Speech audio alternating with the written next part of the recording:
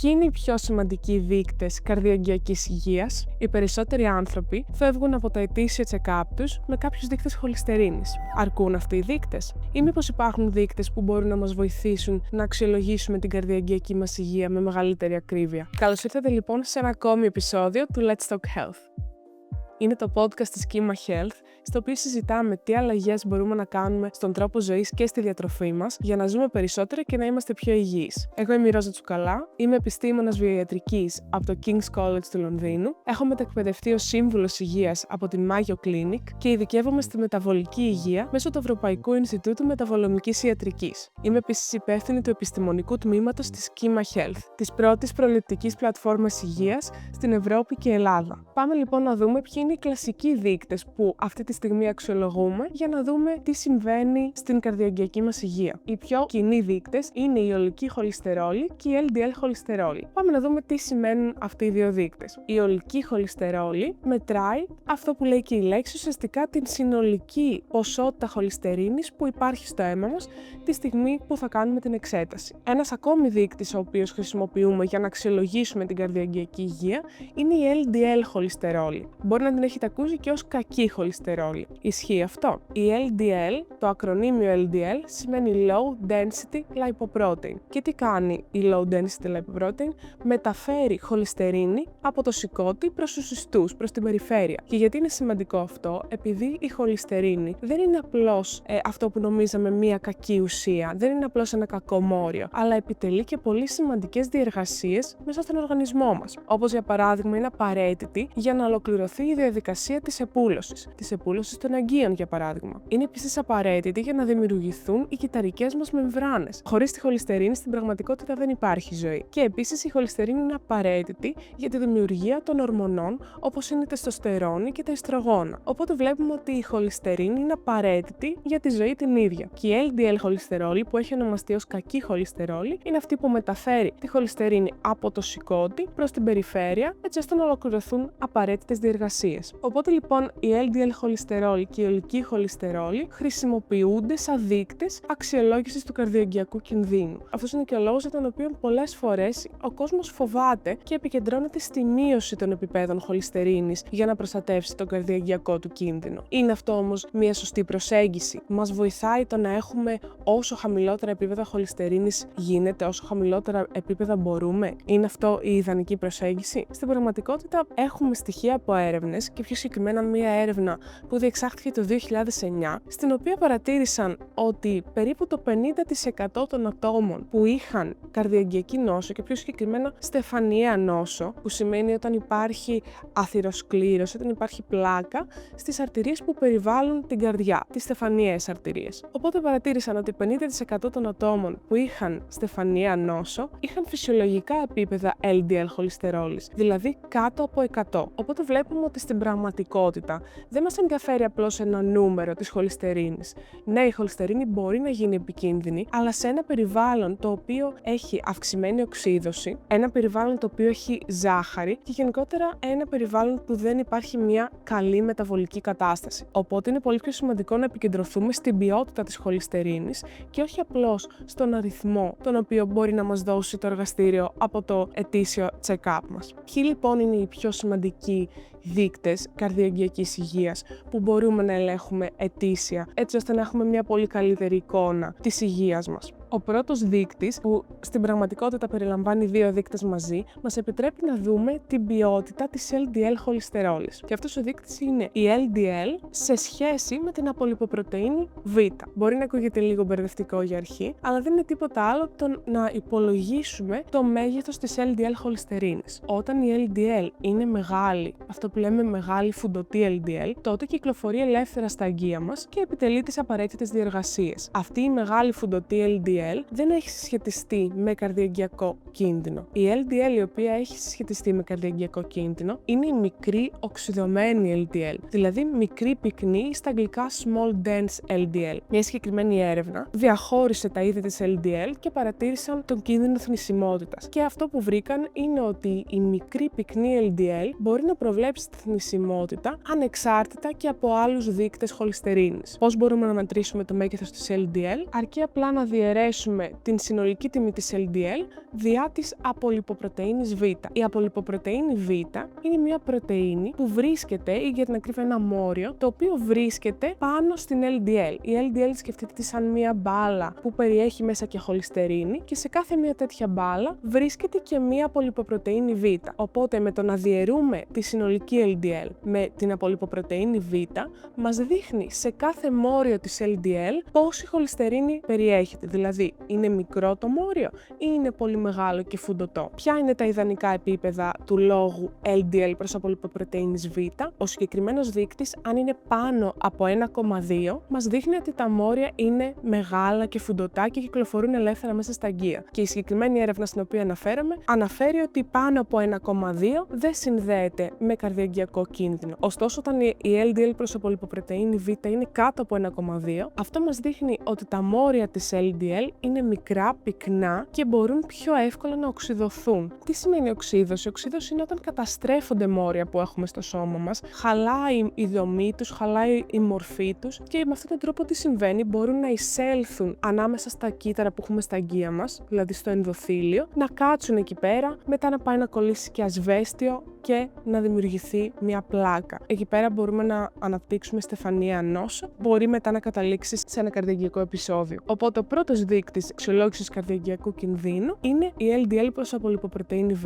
Υπάρχουν άλλοι δείκτες πέρα από την συνολική χολυστερόλη και την LDL. Ένας ακόμη δείκτης είναι ένας δείκτης φλεγμονής. Αυτός ο δείκτης είναι η CRP και πιο συγκεκριμένα η CRP υψηλής ευαισθησίας. Τι σημαίνει CRP? Στα αγγλικά είναι C-reactive protein. Η συγκεκριμένη πρωτεΐνη αυξάνεται τα επίπεδα της στο σώμα μας όταν υπάρχει φλεγμονή, δηλαδή όταν το σώμα μας προσπαθεί να επουλώσει μια βλάβη η οποία έχει προκληθεί. Αυτό μπορεί να είναι βλάβη στις αρθρώσεις, βλάβη στα αγκία μας. Οπότε μας δείχνει ότι υπάρχει κάποια βλάβη στο σώμα μας. Η συγκεκριμένη πρωτεΐνη, η High Sensitivity hs-CRP, έχει συνδεθεί ανεξάρτητα με θνησιμότητα, δηλαδή ο κίνδυνος κάποιος να πεθάνει είναι ανεξάρτητος όταν είναι αυξημένα τα επίπεδα της C-reactive protein. Και όταν λέμε ανεξάρτητο, σημαίνει ότι δεν σχετίζεται, για παράδειγμα, από τα επίπεδα της χολυστερίνης ή από το γεννητικό κίνδυνο. Οπότε, η συγκεκριμένη πρωτεΐνη, όταν είναι ανεβασμένα τα επίπεδα στο αίμα, δείχνουν ότι υπάρχει αυξημένος κίνδυνος θνησιμότητας και καρδιαγγειακού επεισοδίου. Ποια λοιπόν είναι τα ιδανικά επίπεδα της CRP και πιο συγκεκριμένα της High Sensitivity CRP? Τα εργαστήρια μεταξύ τους, ανάλογα και με τα αντιδραστήρια που χρησιμοποιούν, έχουν διαφορετικά επίπεδα και διαφορετικά φυσιολογικά επίπεδα. Ωστόσο, ιδανικά επίπεδα θεωρούνται κάτω από 1 μιλιγραμμάριο αναλύτρο στο αίμα. Επίπεδα μεταξύ 1 και 3 θεωρούνται γενικώς αποδεκτά, ωστόσο δεν είναι ιδανικά, σημαίνει ότι μπορούμε να τα μειώσουμε ακόμα περισσότερο. Και επίπεδα πάνω από 3 μας δείχνουν ότι υπάρχει κάποιο είδους φλεγμονή. Αυτό μπορεί να προέρχεται και από κάποια λίμωξη, δηλαδή αυτός ο δείκτης επηρεάζεται και από λοιμώξεις, οπότε είναι σημαντικό να βλέπουμε και πώς μεταβάλλεται μέσα στους μήνες ή μέσα στα χρόνια, ανάλογα και πόσο συχνά κάνουμε το check-up. Αλλά αν δεν έχουμε πάθει κάποια λίμωξη και η CRP είναι αυξημένη, τότε βλέπουμε ότι υπάρχει κάποια χαμηλού βαθμού φλεγμονή και πιθανώς να είναι χρόνια φλεγμονία αν η CRP παραμένει αυξημένη για χρόνια. Οπότε μέχρι στιγμής έχουμε δει ότι η LDL και η απολιποπρωτεΐνη Β μας δείχνουν την ποιότητα της LDL και η CRP μας δείχνει το περιβάλλον στο οποίο κυκλοφορεί η χολυστερίνη. Αν είναι ένα περιβάλλον στο οποίο υπάρχει φλεγμονή, τότε αυξάνεται ο καρδιαγγειακός κίνδυνος. Ένας άλλος δείκτης, ο οποίος επίσης αποτελείται από δύο δείκτες και μπορούμε να τους βρούμε εύκολα στο ετήσιο check-up μας, είναι ο λόγος των τριγλικεριδίων προς την HDL. Και πάμε να δούμε γιατί είναι τόσο σημαντικός αυτός ο δείκτης. Αρχικά, πάμε να δούμε τι είναι τα τριγλικερίδια και τι είναι η HDL. Τα τριγλικερίδια είναι μόρια τα οποία αυξάνονται στο αίμα μας όταν καταναλώνουμε περισσότερους υδατάνθρακες από αυτούς που μπορεί να διαχειριστεί το σώμα μας. Γιατί συμβαίνει αυτό? Γιατί όταν καταναλώνουμε υδατάνθρακες που δεν μπορούμε να χρησιμοποιήσουμε και να απορροφήσουν τα κύτταρά μας, τότε η γλυκόζη, δηλαδή η ζάχαρη, παραμένει στο αίμα, συνδέεται με λίπη και αυξάνεται τα επίπεδα των τριγλικεριδίων. Τα τριγλικερίδια συνδέονται ανεξάρτητα επίσης με τον καρδιαγγειακό κίνδυνο. Ωστόσο, έχει ακόμα μεγαλύτερη σημασία να δούμε τη σχέση των τριγλικεριδίων με την HDL χολυστερόλη. Η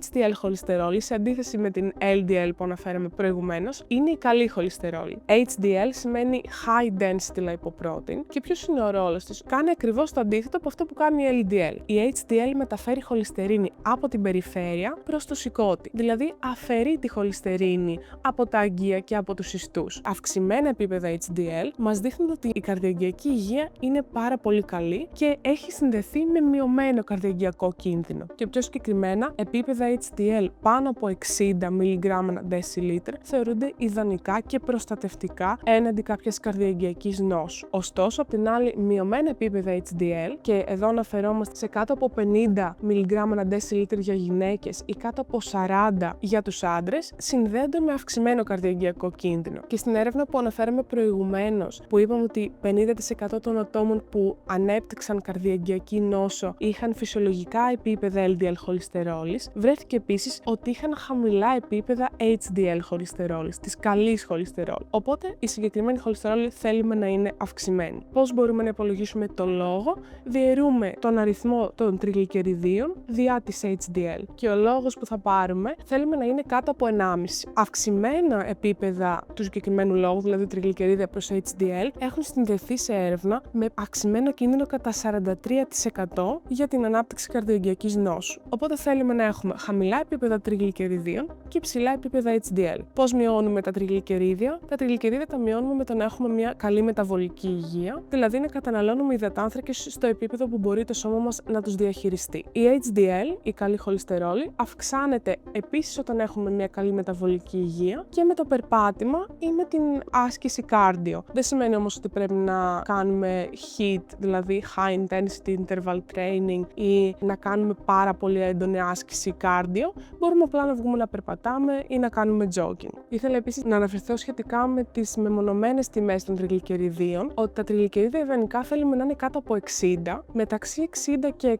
100 θεωρούνται αποδεκτά, ωστόσο ιδανικά κάτω από 60, και πάνω από 100 μας δείχνουν ότι υπάρχει κάποια μεταβολική διαταραχή. Μπορεί στα εργαστήρια να δείτε ότι τα τριγλικερίδια προτείνονται να είναι κάτω από 130, ωστόσο αυτό δεν αφορά την ιδανική υγεία, αφορά απλώς την απουσία κάποιας νόσου. Μέχρι στιγμής λοιπόν έχουμε αναφερθεί στο γεγονός ότι η ολική χολυστερίνη και η LDL χολυστερίνη από μόνες τους δεν μας δείχνουν την πλήρη εικόνα της καρδιαγγειακής μας υγείας και μπορούμε να χρησιμοποιήσουμε άλλους δείκτες, όπως είναι η LDL χολυστερόλη σε σχέση με την απολιποπρωτεΐνη Β, που αποκαλύπτει το μέγεθος και την ποιότητα της LDL, ή αλλιώς αυτό που ξέρουμε της κακής χολυστερόλης, εισαγωγικά. Μετά αναφερθήκαμε σε έναν δείκτη φλεγμονής, την CRP υψηλής ευαισθησίας, που θέλουμε ιδανικά να είναι κάτω από 1 mg ανά λίτρο. Και τώρα αναφερθήκαμε στον δείκτη τριγλικερίδια προς HDL ή μεμονωμένα τα τριγλικερίδια και η HDL χολυστερόλη, καλή δηλαδή χολυστερόλη. Υπάρχει άλλος ένας δείκτης, ο οποίος μπορεί να μην τον συνδέουμε με την καρδιαγγειακή υγεία, αλλά επίσης αποτελεί μέρος του ετήσιου check-up που κάνουμε και πολλές φορές το συνδέουμε με την αρθρίτιδα. Ο συγκεκριμένος δείκτης είναι το ουρικό οξύ. Το ουρικό οξύ, όπως έχουμε αναφέρει και σε άλλα βίντεο, μπορεί να αυξηθεί από την κατανάλωση φρουκτόζης, από την κατανάλωση αλκοόλ ή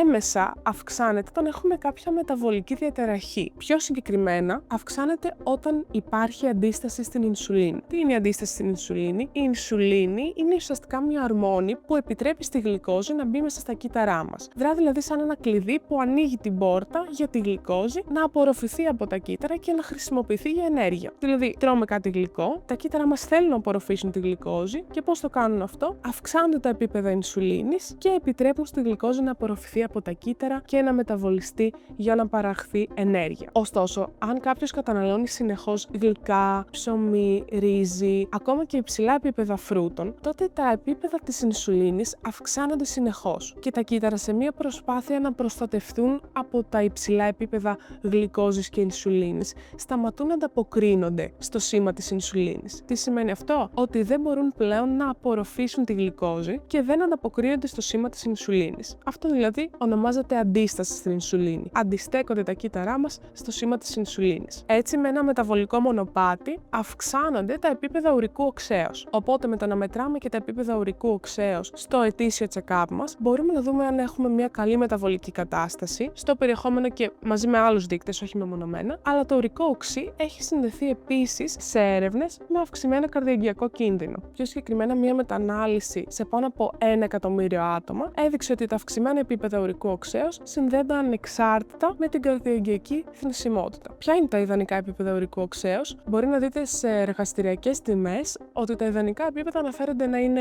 7-7,2 μιλιγκράμμα ανά deciliter. Ωστόσο, τα ιδανικά επίπεδα είναι κάτω από 5,5. Και όπως είπαμε, τι ανεβάζει το ουρικό οξύ? Το ανεβάζει η κατανάλωση φρουκτόζης, οπότε οι υψηλά επίπεδα φρούτων, περισσότερα από ό,τι χρειάζεται ο οργανισμός μας, αυξάνουν το ουρικό οξύ, το αλκοόλ, καθώς και η ύπαρξη της αντίστασης στην ινσουλίνη. Οπότε, με το να μειώσουμε την κατανάλωση των ανθράκων, αν έχουμε αντίσταση στην ινσουλίνη, μπορεί να μειωθούν τα επίπεδα ουρικού οξέως και να προστατέψουμε και τη συνολική καρδιαγγειακή μας υγεία. Και αυτό μας οδηγεί σε ένα τελευταίο δείκτη, ο οποίος συχνά παραβλέπεται, αλλά μπορεί να μας βοηθήσει να καταλάβουμε σε τι περιβάλλον κυκλοφορεί η χολυστερίνη και αν μπορεί να αυξηθεί ο καρδιαγγειακός κίνδυνος. Είναι η ινσουλίνη νηστείας. Αναφέραμε πριν λίγο τι είναι η ινσουλίνη, η ορμόνη που δρά σαν το κλειδί που επιτρέπει στη γλυκόζη να απορροφηθεί από τα κύτταρα, και η αντίσταση στην ινσουλίνη συνδέεται επίσης, ανεξάρτητα από τα επίπεδα χολυστερίνης, με το καρδιαγγειακό κίνδυνο. Και πιο συγκεκριμένα, σε μία έρευνα που διεξάχθηκε από την ιατρική σχολή του Χάρβαρντ και παρακολούθησαν γυναίκες σε βάθος χρόνου, παρατήρησαν ότι αυξημένα επίπεδα χολυστερίνης αύξαναν τον κίνδυνο καρδιαγγειακής νόσου κατά 40%, ενώ η αντίσταση στην ινσουλίνη αύξανε τον κίνδυνο 540%, δηλαδή περίπου 14 φορές περισσότερο από τα επίπεδα της χολυστερίνης. Οπότε σήμερα είδαμε ότι τα επίπεδα της χολυστερίνης από μόνα τους δεν μπορούν στην πραγματικότητα να προβλέψουν την εμφάνιση κάποιας καρδιαγγειακής νόσου. Είναι πολύ πιο σημαντικό να προστατεύσουμε το περιβάλλον στο οποίο κυκλοφορεί η χολυστερίνη. Τι σημαίνει αυτό? Σημαίνει ότι πρέπει να έχουμε μια καλή μεταβολική κατάσταση, να μην υπάρχει αντίσταση στην ινσουλίνη, να μην υπάρχει οξύδωση, η οποία οξύδωση αποτελείται από το κάπνισμα, από το αλκοόλ, από την έκθεση στην ατμοσφαιρική ρύπανση και επίσης από την έλλειψη αντιοξυδατικών, όπως είναι για παράδειγμα η βιταμίνη C και η βιταμίνη Ε.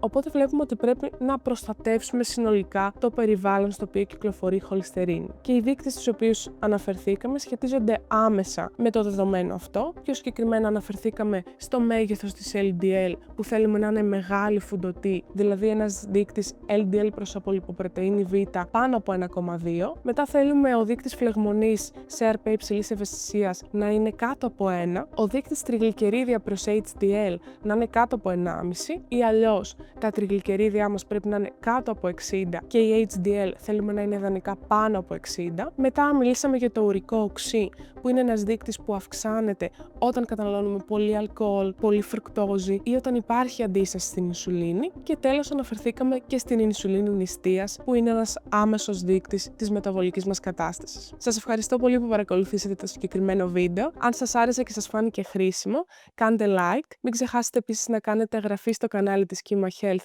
για να μην χάσετε επόμενα βίντεο, και θα σας δώσω το επόμενο. Γεια σας!